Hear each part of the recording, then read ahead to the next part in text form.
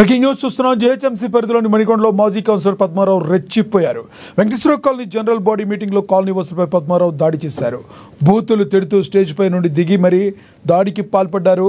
అనుచరులతో కలిసి వారిపై దాడి చేశారు. రాజ్కుమార్ అనే వ్యక్తిపై దాడి చేస్తుండగా అడ్డొచ్చిన వారిని కొట్టారు. దాదాపుగా 10 మందితో కలిసి పక్కా ప్లాన్తోనే పద్మారావు దాడికి పాల్పడినట్టుగా తెలుస్తుంది. చేతికి కడియం వేసుకుని అసోసియేషన్ ప్రతినిధి రాజ్కుమార్ను కొట్టడంతో తీవ్రంగా గాయపడ్డారు. అసోసియేషన్ను అడ్డుపెట్టుకుని పద్మారావు అనేక అక్రమాలకు పాల్పడినట్లుగా తీవ్ర ఆరోపణలున్నాయి. 2 కోట్ల వరకు వసూలు చేసినట్లుగా ఆరోపణలు రావడంతో అసోసియేషన్ సభ్యులు ప్రశ్నించేసరికి పద్మారావు దాడికి తెగబడ్డారు.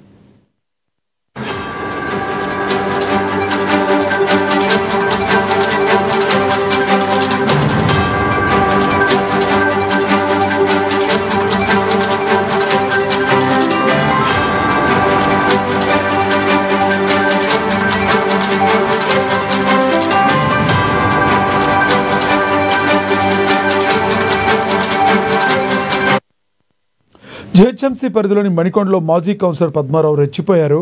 వెంకటేశ్వర కాలనీ జనరల్ బాడీ మీటింగ్లో కాలనీ వసూలుపై పద్మారావు దాడి చేశారు. బూతులు తిడుతూ స్టేజ్ పై నుండి దిగి మరీ దాడికి పాల్పడ్డారు. అనుచరులతో కలిసి వారిపై దాడి చేశారు. రాజ్కుమార్ అనే వ్యక్తిపై దాడి చేస్తుండగా అడ్డొచ్చిన వారిని కొట్టారు. దాదాపు 10 మందితో కలిసి పక్కా ప్లాన్తోనే పద్మారావు దాడికి పాల్పడినట్లుగా తెలుస్తుంది. చేతికి కడియం వేసుకుని అసోసియేషన్ ప్రతినిధి రాజ్కుమార్ను కొట్టడంతో తీవ్రంగా గాయపడ్డారు. అసోసియేషన్ను అడ్డు పెట్టుకుని పద్మారావు అనేక అక్రమాలకు పాల్పడినట్లుగా ఆరోపణలున్నాయి.